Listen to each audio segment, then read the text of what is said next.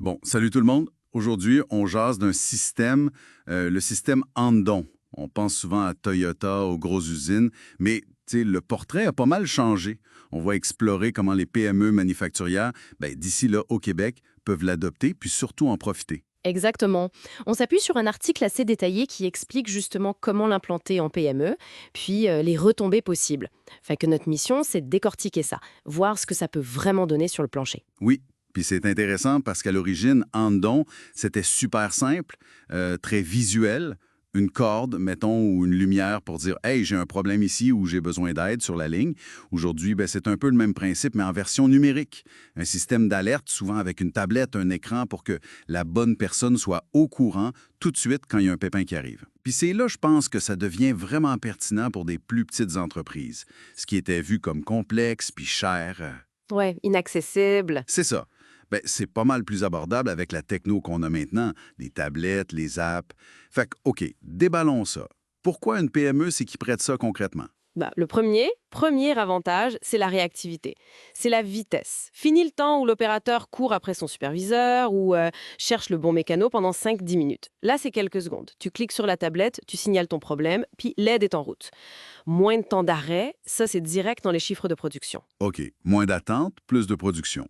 Ça, c'est clair. Mais pour moi, le vrai potentiel, il va plus loin que juste éteindre des feux plus vite. C'est que le système, il enregistre tout. Quel genre de problème? C'est où? C'est quand? Ça a pris combien de temps avant que quelqu'un réponde? Combien de temps pour le régler? Puis ces données-là, c'est de l'or en barre. Ça transforme les petits pépins du quotidien en une feuille de route pour voir où sont tes vrais problèmes puis les éliminer à la source. Pour l'amélioration continue, là. Mhm. Ça a l'air bien sous papier, c'est sûr. Mais pour une PME qui fait attention à chaque dollar, comment on met ça en place? Comment on passe de l'idée à quelque chose qui roule sur le plancher sans se ruiner? Faut pas viser la lune au début, hein? Faut commencer simple. On parle de quoi? Quelques tablettes standards, là, celles que tu trouves autour de 200-250 dollars, peut-être un peu plus, installées au poste critique. Tu configures des alertes de base, genre machine arrêtée, manque de matériel, problème de qualité. L'important, c'est de bien mapper qui reçoit quelle alerte. Maintenance, logistique, qualité, IT, puis prévoir une escalade. Si la personne A répond pas en mettant 5 minutes, ça monte à la personne D. Faut que ça bouge vite. Un point qui me chicote un peu, c'est l'aspect humain. Comment on fait pour que les équipes embarquent? Qu'elles voient ça comme un outil pour les aider, puis non pas comme un Big Brother pour les surveiller, les timers. Et si ça marche pas, oublie le projet. Faut vraiment marteler puis remarteler que c'est là pour leur faciliter la job, pour réduire leur frustration quand ça bloque. Ça demande de bien communiquer, de former puis de montrer les bénéfices pour eux autres.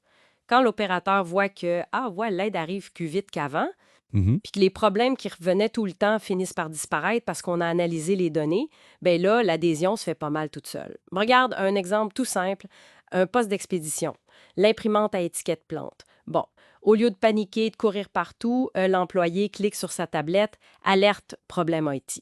Le gars d'IT est notifié, l'employé, lui, peut peut-être commencer à préparer la prochaine commande en attendant.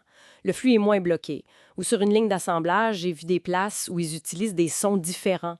Ah oui? Ouais, pas besoin que ce soit la marche impériale, là, mais juste un petit ding différent par zone pour savoir tout de suite où aller sans même regarder l'écran.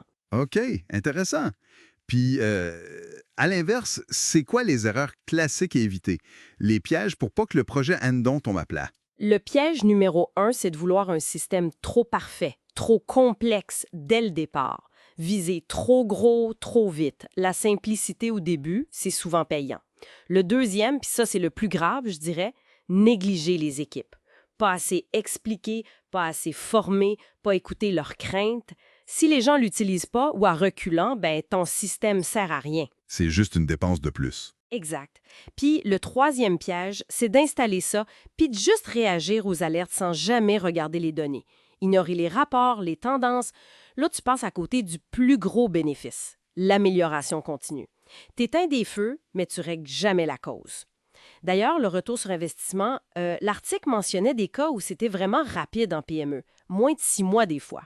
Ah ouais, quand même. Ben oui, c'est logique. Moins d'arrêts machine, ça veut dire plus de capacité, plus de volume. Moins d'erreurs de qualité, moins de scrap, moins de retours. Ça s'additionne vite. Donc, si on résume un peu, Lendon, c'est plus juste un truc de multinationale. C'est devenu un outil pas mal plus accessible puis drôlement efficace pour nos PME manufacturières ici.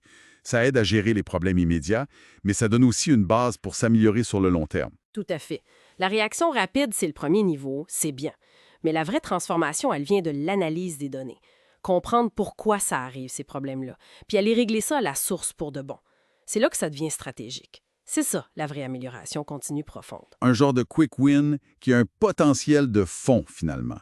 Fait que l'approche, ça serait commencer petit, simple, mais toujours avec l'idée d'améliorer constamment en tête. Exactement. Puis pour laisser une petite piste de réflexion, si on pousse l'analyse des données encore un peu plus loin, au-delà de juste régler les problèmes qu'on a eus, comment on pourrait s'en servir pour anticiper les besoins? Prédire une panne machine avant qu'elle arrive en voyant des micro-arrêts qui augmentent. Identifier un besoin de formation sur un point précis avant que les erreurs coûtent cher.